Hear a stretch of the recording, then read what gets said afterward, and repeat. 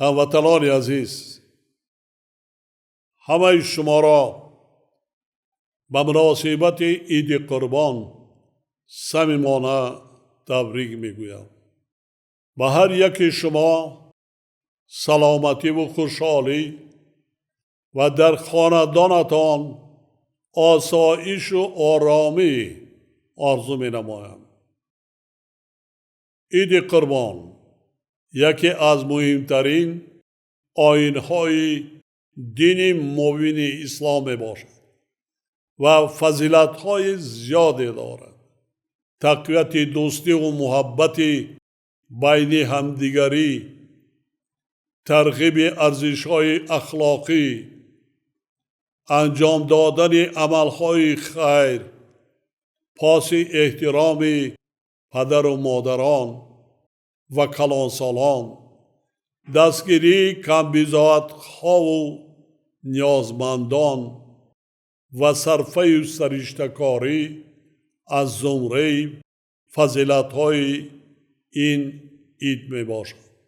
یعنی این عید در برابر آنکه مراسم صرف اعتقادی می باشد، فرصت مناسب برای انجام دادن عملهای خیر و ثواب به حساب می رود. در روز عید قربان مردم تاجیک مطابق به طلبات مذهب حنفی 3 عمل را به اجرا می رسانند. اولا در حق گذشتگان دعای نیک می کنند.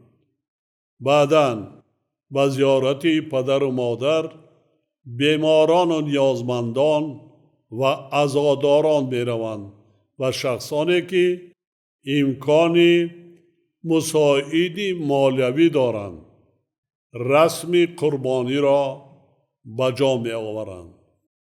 قربانی کردن غمخواری در حق همدیگر، رحم و شفقت به یتیمان و معیوبان و دستگیری عائله‌های کمبضاعت از جانب آنهای واجب می باشد که امکان و توان خیر و صدقه کردن را دارند و در مسئله تأمینات اهل عائله آنها مشکلی وجود ندارد. شخصانی که امکان و توان قربانی کردن را ندارند، انجام دادن این عمل برای آنها شرط نیست. در قرآن مجید عملهای اسرافکارانه و خراجات بیجایی که مؤمن بر ضرر خود و نزدیکانش انجام می دهد 23 مراتبه قطعیاً محکوم شده است. عموماً همه عملهایی که خداوند به بندگانش رایج دانسته است در دایره امکانیت و شرایط زندگی انسان است. در آیت 286 سوره بقره این مسئله واضحاً ذکر شده است که خدا بر هیچ کس جز به اندازه تواناییش واجب نمی کند. دیگر اینکه در شریعت دین مبین اسلام قربانی کردن چاروا در دوام 3 روز جایز است. بنابراین شرط نیست که این کار در یک روز با ازدحام و بینظامی انجام داده شود، بلکه بهتر است که ذبح چاروا در جایهای مقرر شده و با رعایت قاعده‌های بهداشتی صورت گیرد. خاطر نشان می سازم که دستگیری احتیاجمندان، یتیمان و معیوبان و کمبیزادها و بیماران. نه تنها یک عمل ثواب بلکه نشانه ایمان کامل، اخلاق حمیده و مسئولیت اجتماعی افراد جامعه در نزد همدیگر می باشد. قابل ذکر است که تقریباً 12 سال قبل در کشور ما قانون ملی درباره تنظیم جشن و مراسم در جمهوری تاجیکستان قبول گردیده بود که آن در راه به نظام معین در آوردن فرهنگ برگزاری معرکه ها و پیشگیری کردن زیاده روی و اسرافکاری نقش نظررس گذاشت. در اساس مقررات این قانون ما باید هنگام برگزاری جشن و معرکه ها و خصوصاً در روزهای عید صرفه و سرشتکار باشیم.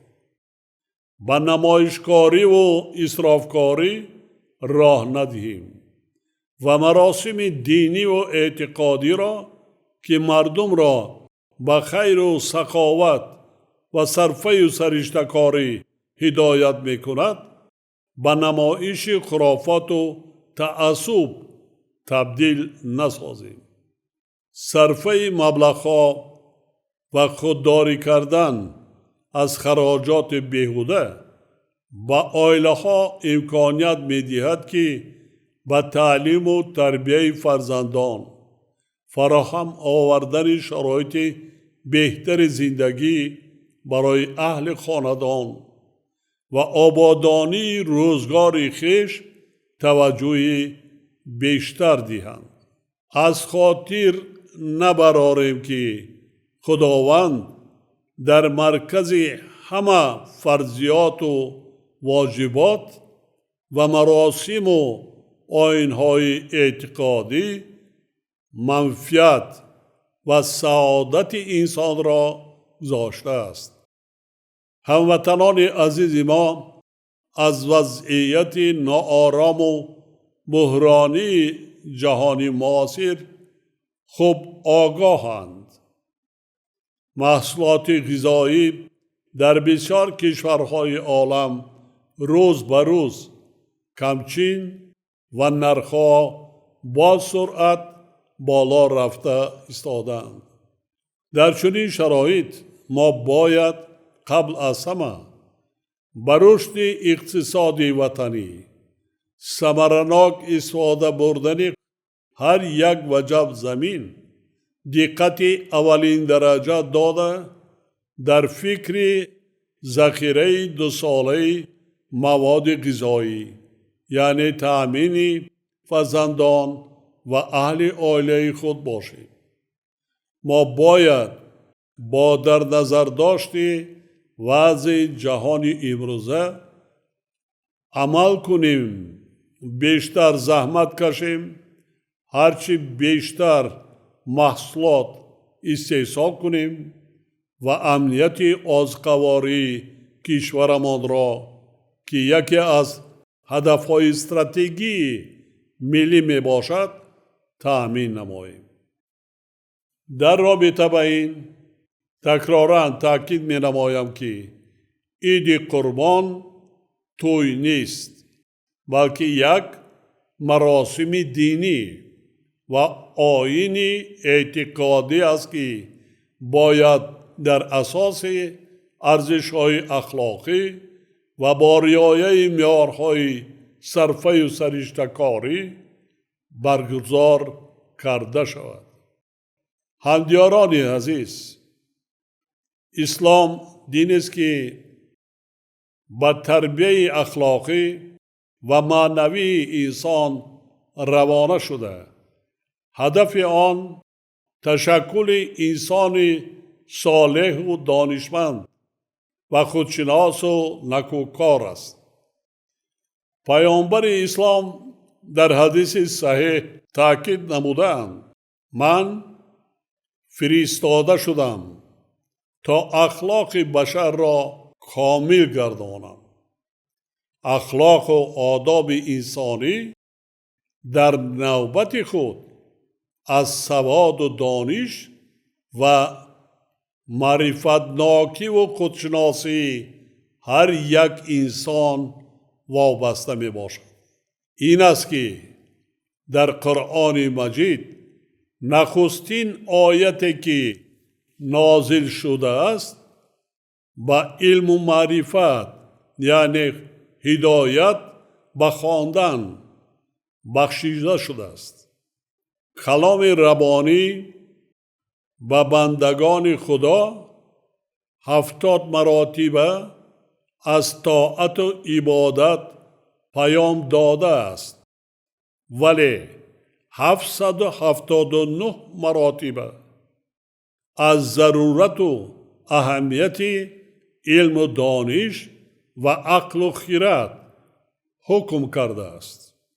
این همه گواه آن است که مقام علم و دانش و معرفت و سوادناکی در نزد خداوند بلندتر از هر عبادت است.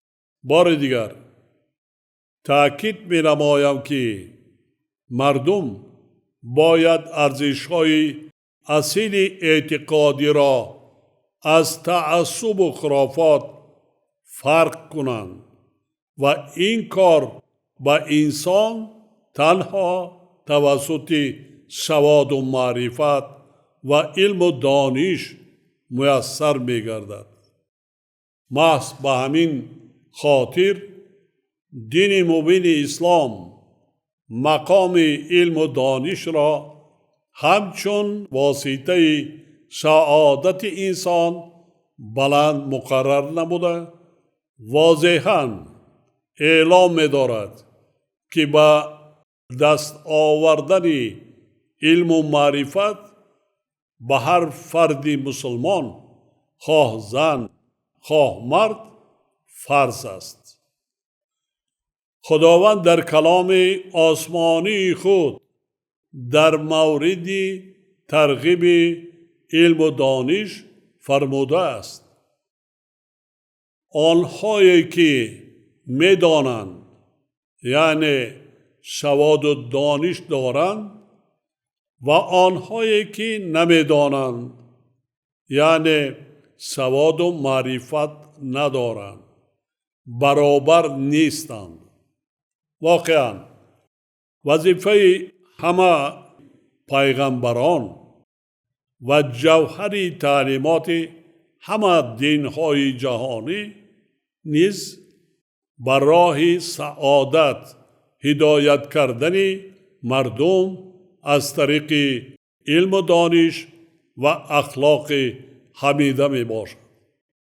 هموطنان عزیز، حالا ما در دوره آمادگی به جشن بزرگ ملی 35 سالگی استقلال دولتی قرار داریم. به خاطر استقبال سزاوار این جشن مقدس هر یک فرد صاحب وطن و باننگ ناموس جامعه وظیفه دار است که در تحکیم دستاوردهای استقلال، صلح و آرامی، ثبات سیاسی و وحدت ملی سهم گذارد و برای آینده درخشان تاجیکستان صاحب استقلال تلاش نماید. استقلال دستاورد بزرگ و تاریخی می باشد و حمایه آن مسئولیت شهروندی، رسالت انسانی و قرض فرزندی هر یک ما به شمار می رود. ما باید همیشه شکرانه کنیم که صاحب وطن آباد و آسوده و دولت آزاد و صاحب اختیار هستیم و به شرافت دولت صاحب استقلالمان حقوق و آزادی ها و باورهای اعتقادی خود را عملی می نماییم. شکرگزاری از استقلال و آزادی تنها با سخن محدود نمی شود، بلکه آن در عمل هر روزه سازنده هر یکی ما و در خدمت صادقانه به وطن ifade می یابد.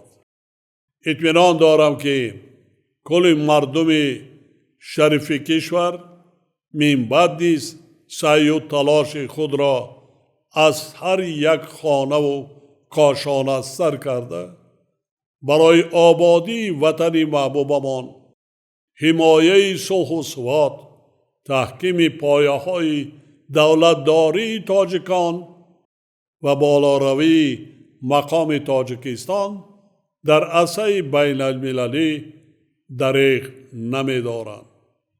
بار دیگر همه شما مردم شریف تاجیکستان و هموطنان برون مرزیمان را با فرارسیدن عید قربان تبریک گفته برایتان تندرستی و خوشبختی و دل شاد و خانه آباد آرزو می نمایم. فرارسی عید قربان مبارک باشد هموطنان عزیز.